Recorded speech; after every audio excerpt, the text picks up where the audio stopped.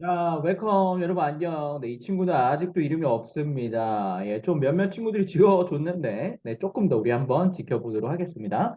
자, 여러분 약속대로 지금 딱 7분 다시 강의 네, 시작하도록 하겠습니다. 네, 시작 7분. 네. 자, 여러분 이번 시간에 좀 공부해 볼 내용은요. 선생님 미리 학습지를 드렸어야 됐는데, 네, 깜빡했어. 네, 하여튼 PDF 파일로 확인을 해 보시기 바랍니다, 여러분 일단. 네. 네, 여러분. 네. 이제 고대 문명 중에서 일단 두 가지 문명, 우리 메소포타미아 문명, 그다음에 이집트 문명에 대해서 일단 좀 공부를 해보도록 하고요. 이 내용 바탕으로 이제 수행평가 포트폴리오 내용이 이제 들어갑니다. 여러분 한번 잘 살펴보시기 바랍니다. 여러분 우리 앞서서 우리 세계 4대 문명 이야기하면서 우리 중동 지역의 유프라테스강, 그다음에 티그리스강 주변으로 해서 메소포타미아 문명이 형성이 됐다라고 말씀을 드렸습니다. 메소, 그다음에 포타미아 선생님이 뜻을 분리시켜가지고 여러분 잘 기억할 수 있도록 말씀을 드렸습니다. 이 메소포타미아 문명은 거의 최초의 문명이다라고 불리고요. 이 지역에서 최초로 살았던 사람들은 수메르인이라는 사람이었습니다. 수메르인. 네, 수메르인. 네, 이 사람들이 살았고요. 뭐 이 사람들이 뭐 우르크니라는 이제 도시 국가를 건설했습니다. 선생님, 여기까지 외워야 되나요? 수메르 정도는 알고 있으세요. 네, 수메르 정도는 알고 있으셔야 될 것 같고. 네, 이제 이 수메르인들, 그 다음에 이 메소포니아 문명에서는요, 우리 신전을 하나 지었거든요. 바로 이 신전입니다. 네, 이 신전의 이름을 지구라트라고 합니다. 지구라트. 네, 지구에서 가장 크다. 지구라트. 하여튼, 지구라트인데, 여러분, 그 혹시 성경, 교회 다니는 친구들 바벨탑이라고 들어봤어요? 바벨탑이 뭔가요? 인간 탐욕의 상징이잖아. 네, 인간들이 감히 신에게 대적하기 위해서 탑을 쌓고 점점 신에게 다가가기 위해서 했지만, 결국 신이 그에 대한 벌을 내렸다. 던 게 바로 바벨탑이었죠. 그 바벨탑의 실제 모델이 바로 이 지구라트다라고 합니다. 선생님, 지금도 이 지구라트가 남아있나요? 아니죠. 이거는 이제 가짜 모형이다라고 생각을 하시면 되겠습니다. 네. 그 다음에 이렇게 이 메소포타미아 지역 하면요. 요런 글자가 되게 유명해요. 요거를 여러분 바로 쐐기 문자라고 합니다. 쐐기 문자.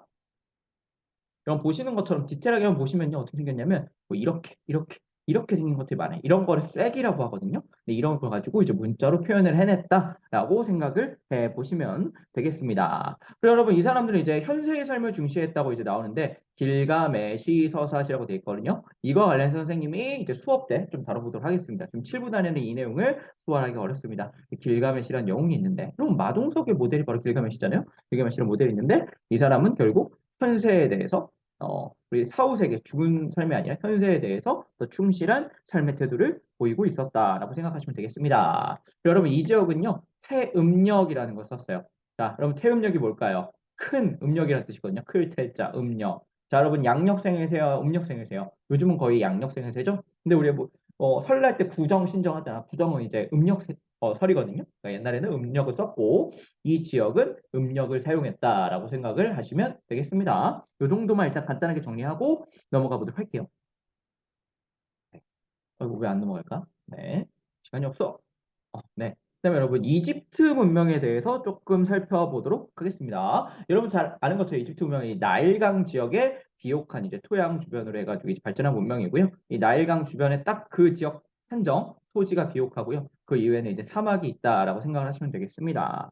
여러분 이집트는요, 이 사막으로 막기 있기 때문에 이 메소포타미아 지역과 다르게 되게 폐쇄적인 환경을 가지고 있었어요. 메소포타미아 지역은 좌우로 다 뚫렸죠. 유럽에서도 내려올 수도 있고 아시아에서도 올라올 수도 있고 아프리카에서도 올라올 수 있습니다. 메소포타미아는 외부인의 침입이 굉장히 쉬웠어요. 지형적인 조건으로. 그에 비해서 이집트는 다 사막으로 막혀 있고 아프리카에 치우쳐져 있었기 때문에 외부에서 들어오기가 굉장히 힘들었습니다. 네, 이런 특징을 가지고 있습니다. 그래서 되게 폐쇄적이다라고 이야기를 하죠. 이집트 하면 여러분, 이집트의 지배다. 여러분 아는 사람 있죠? 여러분이 아는 이집트에 대한 유일한 지식. 네, 파라오죠. 파라오.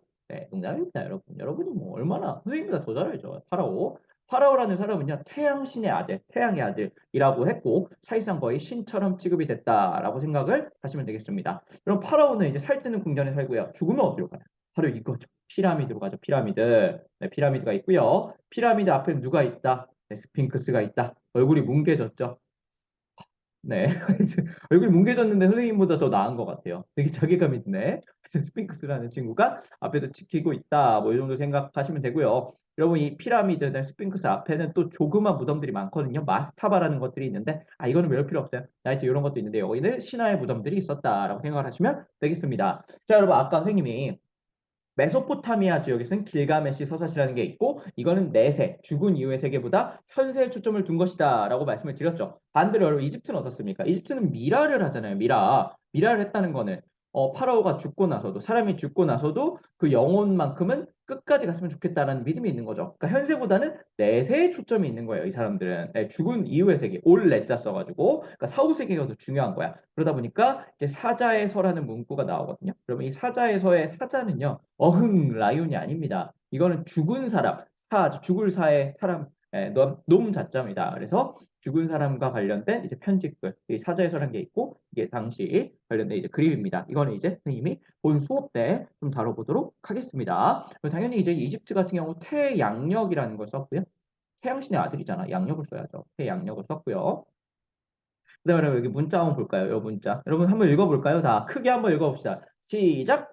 네, 읽은 사람 있나요? 네, 읽으면 그 사람은 이제 이 학교를 떠나서 더 큰 세계에서 본인의 실력을 발휘하면 됩니다. 이런 문자를 바로 여러분 상형 문자라고 하거든요. 상형 문자. 그러니까 모양을 본뜬 그림을 가지고 뜻을 나타낸 거예요. 하지만 그림 문자랑은 다르다. 왜냐하면 예를 들면 여러분 이게 음, 뭐 이런 그림이 있다고 쳐봐요. 한번 다시 지워서 한번 그려볼게요. 뭐 이런 그림이 있다. 네. 그럼 뭘까요, 이게? 네. 네. 이런 그림이 있다고 한번 쳐봅시다.